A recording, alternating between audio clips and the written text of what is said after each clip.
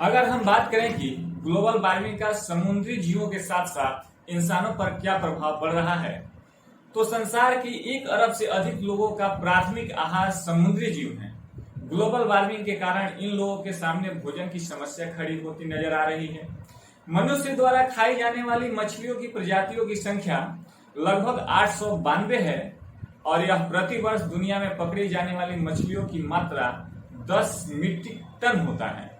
अर्थात अमेरिका के national oceanic and atmospheric administration के शोधकर्ताओं के मुताबिक हम माने तो लगातार बढ़ते समुद्री तापमान से समुद्र में बड़ी मात्रा में शैवाल उग गए हैं।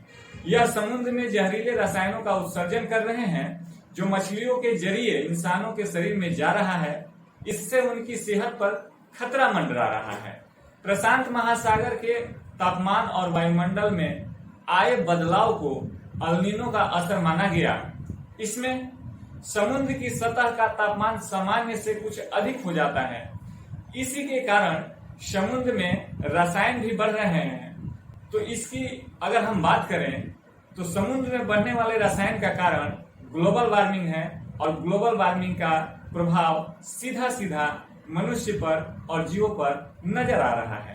वर्ष 2100 तक धरती का औसत तापमान 3.5 डिग्री होने की आशंका है। इसके चलते समुद्र में इस रसायन की मात्रा भी बढ़ेगी। ऐसे में समुद्री भोजन में भी भारी कमी होगी। सूडोनिचेस्टा शैवाल से डोमेरिक एडिशन निकलता है। यह रसायन केकड़ों, घेघा मछलियों और अन्य सीप वाली मछलियों में जमा हो रहा है। इन्हें खाने से इंसान को दिल का दौरा, भूलने की बीमारी और मौत तक हो सकती है। मछलियों में रसायन होने के मामले सामने आने पर 2015 में अमेरिका के पश्चिमी तट पर इंजिलेंस केकड़ों की कीमत $100 कम हो गई।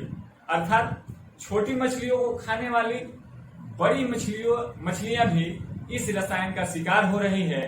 यह बड़ी संख्या में डॉल्फिन और व्हेल जैसे समुद्री जीवों की जान ले चुका है।